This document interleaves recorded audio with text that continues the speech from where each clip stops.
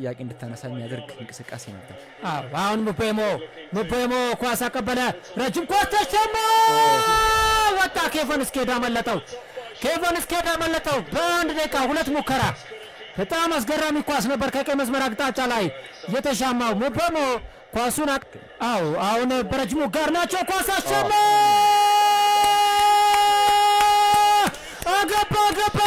ገባ ሚሼል ካዮዴ በረጅሙ የመንሱር ወራውን ወረወረ ኳስ በግንባር ተገጨ ሆኖም እንደገና ራሱ ካዮዴ ዳምስ ጋር ገባ ዳምስ ጋር ያቻነቱን ጎል ለብሬንትፎርድ አስቆጠረ ቅድም ስለቆመ ኳስና ደካማ የቆመ ኳስ መከላከል ስላላቸው ቡድኖች ያነሳን ነበር ረጅም የመንሱር ወራ ኳስ በሚሼል ካዮዴ አማካኝነት ተወረወረ ዩናይትዶች ኳሱን መቆጣጠር አልቻሉም ያንን ኳስ ደግሞ ተጠቅሞ ዴንማርካዊው የ4 ዓመቱ ተጫዋች ዳምስ ጋርድ በአስደናቂ ሁኔታ ወደ አልታይ ባይንዲር መረብ ኳሷን ቆጥሯል ትናንትና አርሰናል ላይ የተቆጠረውን ግብ ይመስላል ረጅም የመንሱር ወራ ከፈቀደለት ክለቦች መካከል ነው ወደ ማንቸስተር ዩናይትድ ለመምጣቱና ዋንጫዎችን ለማሸነፍ ኤፍኤ ካፕና ካራባኦ ካፕ ለማሸነፍ ዋነኛው ምክንያት ብሬንፎርድ ነበር ካዮዴ ጥፋት ሰርቷል እያሉ ነው ዩናይትዶች ፌር ፕሌይ በረጅሙ ኳስ ተሸማ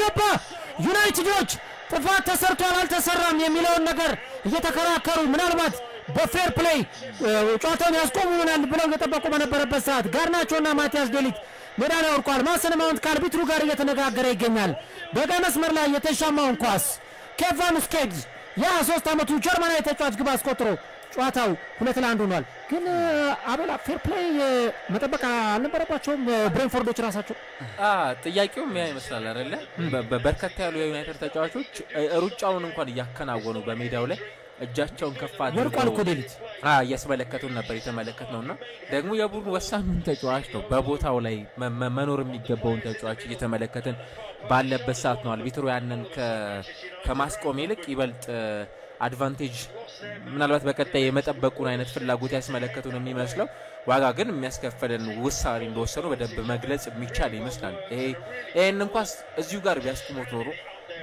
ዩናይትድ ላይ ግብ የሚቆጠር አይነት አይመስልም እንደተመለከትነው እንግዲህ የሁለት የአየር ላይ ኳሶች ዩናይትድ በጣም ጥቂት ደቂቃዎች ውስጥ ግብ ተቆጥሮበታል በግል ይቸገራልና አጠቃላይ እንደ ቡድን ዩናይትድ ኳሱን ይዞ መረጋጋት ተስኖታል እስካሁን ድረስ ባለው ቆይታ ይሄ ከሆነ ረጃጅም ኳሶችን ታሳቢ ያደረገና በቡድን ውስጥ በተለየም ደግሞ ኦቢ ማርቲንን ከኳስ ጋር እንዲገናኝ እንዲፈቀደለት ከሆነ ታሳቢ የሚደረገው በሜዳ ውስጥ የኤሪክሰን መግባት በጣም አስፈላጊ ነው አሁን ኬቨን ስኬድ ኳይዞ እየገባ ነው ኬቨን ስኬድ አታሎ አለፈ ኳስ መታ አሁን ግን አልታይ ባይንዲር ኳሱን እንደምንም ብሎ አውጥቶታል ለሪያል ማድሪድ ደጋፊዎች መጥፎ ዜና አለ ሁለት ጎል ሪያል ማድሪድ አስተናግዷል 3-0 እየመራ የነበረው ክለብ ሁለት ጎሎችን በ7 ደቂቃ ውስጥ አስተናግዷል ምናልባትም ደግሞ ካምባክ ልንመለከት እንችላለን በሴልታ ቪጎ በኩል ዳምስ ጋርድ በቀኝ እግሩ በረጅሙ አሸማ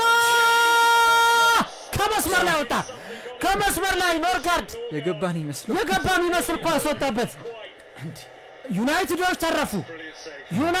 ተረፉ ዳምስ ጋርድ በረጅሙ ያሻማውን ኳስ ኖርጋርድ መታ አልታይ ባይንዲር በግራ መስመር ላይ ጋርናቾ ኳስ ይዟል አሌያንድሮ ጋርናቾ ማሰን በጣም ጥሩ ኳስ ነበረ ኳስ ወጣ ቅድም ጋርናቾ ያዋከነው ኳስ ነበረ በአግባቡ ሊጠቀምበት አሁን የመንሱር ወራ በረጅሙ ኳስ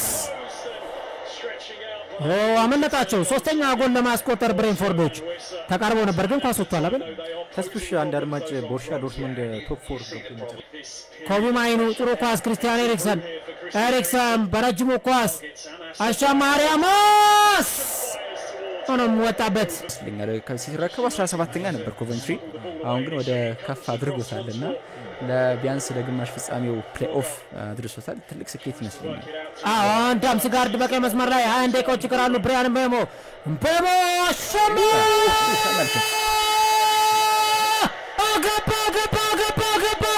ገባ ኬቨን ስኬድ ሶስተኛውን ጎል ብሬንትፎርድ አስቆጠረ በማንቸስተር ማንቸስተር ዩናይትዶች መቃብር ላይ 12 ቁጥር ሚስማሩን መታባቸው።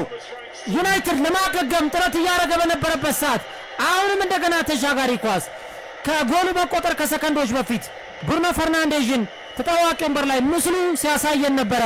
አሰልጣኙ መሃል ሜዳ ላይ ተጫዋቾችን ብዙም አልቀየሩም። ሩበን አሞሪምን እየተመለከትን እንገኛለን። ዩናይትድ ሶስተኛውን ጎል 71ኛው ደቂቃ ላይ አስተናገደ። በረጅሙ ኳስ ተሻማ። ዩናይትዶች ኳስ አወጡ። እንደገና ኳሱን ኖርጋርድ አቀበለ። ኳስ የዳምስጋርድ ኳስ በጣም ግሩም ነበር።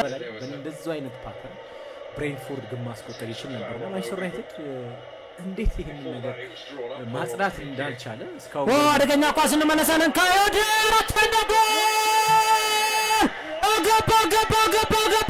ገባ ወደ ዊስ አራተኛውን ጎል ማንቸስተር ዩናይትድ ላይ አስቆጠረ። ዛሬ ዩናይትድ ምን አይነት ማት ነው የወረደበት! ንቦቹ ቀይ ሰይጣኖቹን እየነደፏቸው ከግዛታቸው እያባረሯቸው ይገኛሉ።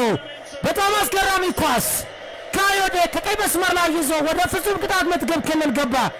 ዲሞክራቲክ ሪፐብሊክ ኦፍ ኮንጎ የፊት መስመር ተጫዋች የ28 ዓመቱ ዮዋኔ ዊሳ አራተኛውን ጎል ለብሬንትፎርድ አራተኛውን ጎል ለንቦቹ አስቆጠረ። ጂቴክ ስታዲየም ተደበላለቀ። ዩናይትዶች ጋርናቾ ኤሪክሰን ጋርናቾ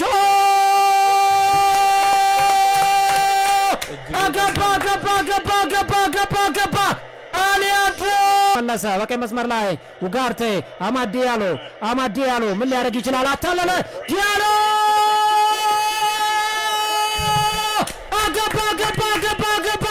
ገባ አማዲያሎ አስቆጠረ ሶስተኛውን ጎል። የማዕዘን ምቱን ብራያንን በመዋሻማ ዊሳ ወጣ አልታይ ባይንዲር ተፋቸው። እምቦሞ አታለለ። እምቦሞ ተከፋ። ፔናልቲ የለም ብሏል። 20 ሰከንድ ይቀራል።